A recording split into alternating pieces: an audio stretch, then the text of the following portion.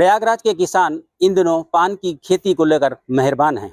आखिर पान को लेकर इनकी मेहरबानी की वजह क्या है, जानते हैं इन्हीं किसानों से। आपसे जानना चाहेंगे, अचानक पान की खेती की तरफ रुझान क्यों आया? जी सर, धन्यवाद। मौसम परिवर्तन होने के कारण मुख्य फसल उगाना बहुत असंभव हो गया है। जी। इसलिए हम लोग जो है पान की खेती कर रहे हैं। इसमें कम पानी की आवश्यकता पड़ती है। हाँ, और प्रॉफिट भी हम लोगों को अच्छा मिल जाता है। साथ में भारत सरकार की तरफ से हम लोगों को पूरा सहयोग मिल रहा है। वैज्ञानिक की तरफ से पूरा प्रशिक्षण मिल रहा है। सारी जानकारी मिल रही है हम लोगों को, अनुदान भी मिल रहा है विभाग की तरफ से। ये सब सारे लाभ सरकार के द्वारा मिल रहा है, इसलिए हम लोग इसको और क्षेत्र बढ़ा रहे हैं। जी। किसानों का कहना है कि सरकारी सहयोग के साथ साथ जो मौसम में बदलाव हुआ है वो खास तौर पर इनके लिए एक वार्निंग है, जिसकी वजह से इस तरफ शिफ्ट हुए हैं। कृषि वैज्ञानिक भी हैं जो यहाँ पर इसका प्रशिक्षण देने के लिए आए हैं। डॉक्टर साहब, आप बताएं, ये अचानक इस तरह के बदलाव से किसान को कितना बदलना चाहिए?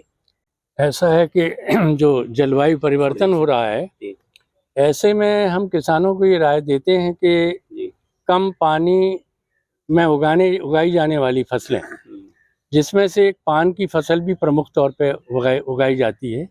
और ये पान की फसल भी जो है कम पानी चाहिए, क्योंकि अधिक पानी में इसमें विभिन्न प्रकार के फंगल और बैक्टीरियल रोग जो है हो जाते हैं। तो पान की फसल उगाते हैं हमारे किसान भाई, और उससे जो है इनको पान के पत्तों से अच्छा पैसा भी मिल जाता है, और उसी से इनके जो है परिवार की आर्थिक स्थिति हो जाती है। पान की फसल को जो है अपने यहाँ उत्तर भारत में पान के बरेजों के अंदर या भीट के अंदर, जो कि एक बांस और घास से बनी हुई एक संरचना होती है, उसके अंदर उगाते हैं।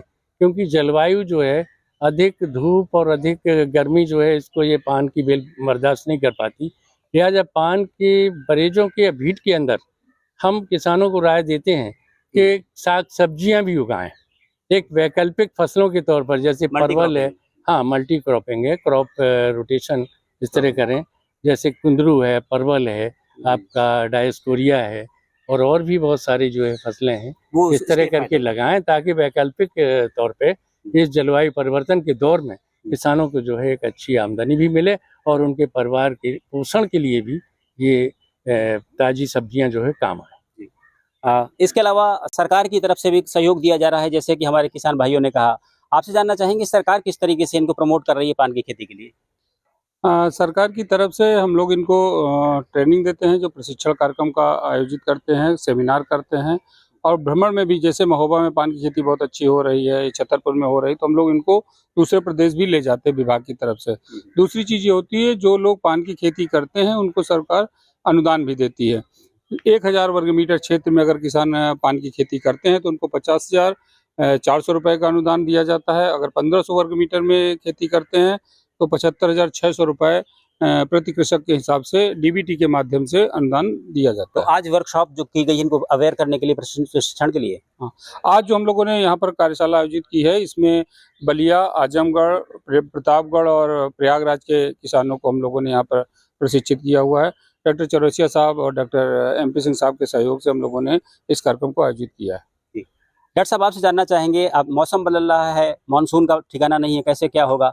आप लोगों ने क्या विकल्प दिया इन्हें? हमने बताया कि अगर जो दूसरा विकल्प की फसल है, अगर हम जो धान गेहूं परंपरागत फसलें उगा रहे हैं, ऐसे में अगर हम इस तरह की फसलों का समावेश करते हैं, विविधीकृत करते हैं अपने इनकम को जो है, जिसमें कि पान की का बरेजा भी अगर साथ में लगाते हैं, तो हमें अतिरिक्त इनकम होगी। और जब कभी भी, जैसे मौसम में इस बार देखिए बारिश काफ़ी कम हुई, तो हमारे फूलपुर के सब किसान जो यहाँ पे खड़े हुए हैं आसपास, ये सब किसान काफ़ी इस बार इनका प्रचलन और है, और ये यहाँ से संकल्पित होके जा रहे हैं कि हम बरेजा अपना और बढ़ाएंगे और लगाएंगे। और तकनीकी परामर्श के लिए जो कृषि विज्ञान केंद्र अपना है, और महोबा के डॉक्टर साहब हैं, वो पूरा मदद कर रहा है कि किसी भी तरह से आपको कोई खेती में कोई दिक्कत ना आने पाए, आपको ज़्यादा से ज़्यादा इनकम हम लोग दिलाएं। कुछ किसान है, बात करेंगे उनसे। आप बताएं कि अब क्या मन बना लिया है कि अब पान ही पैदा होगा? धन्यवाद सर जी। अब जब धान गेहूँ पैदा नहीं कर पाएंगे, बारिश से कम हो रही है या उतना लागत नहीं हो सकता है, तो फायदे की फसल की तरफ तो जाएंगे। ये फसल दूसरा बदलना पड़ेगा ही। जी।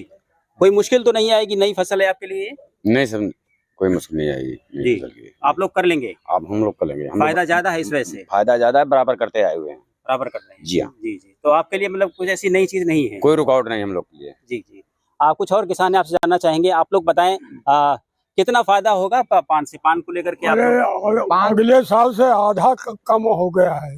जी बताइए। पान से जो है हमें बहुत लाभ है और हम खेती को और बढ़ाना चाहते हैं। इसके साथ साथ और दूसरी फसल भी उगाने की कोशिश में है। बहुत बढ़िया, नहीं शुरुआत होनी चाहिए। हाँ, नई शुरुआत है। मौसम कह रहा है कि आप भी बदल जाएं।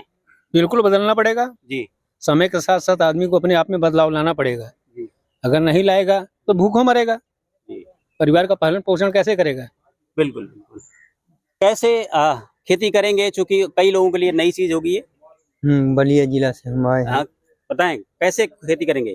पान की खेती हम पहले माटी की घगरा से भी डालते थे पानी हम लोग, और इस बार हमने जैसे टुल्लू से भी पानी डाल रहे हैं। अब घगरा वाला सिस्टम खत्म कर दिया। हाँ, लेकिन पान की खेती करेंगे आप? पान की खेती। जी। तो प्रयागराज के किसानों ने अब मन बना लिया है कि चूंकि मौसम बदल रहा है, मानसून का ठिकाना नहीं है, लिहाजा उनको भी मौसम के बदलाव, मानसून के बदलाव को देखते हुए अपना क्रॉपिंग पैटर्न बदलना होगा। परंपरागत फसलों की जगह अब कमर्शियल फसलें पैदा करनी होंगी। पान की खेती भी उसका एक विकल्प है। Dinesh Singh, TV9 UP, Prayagraj.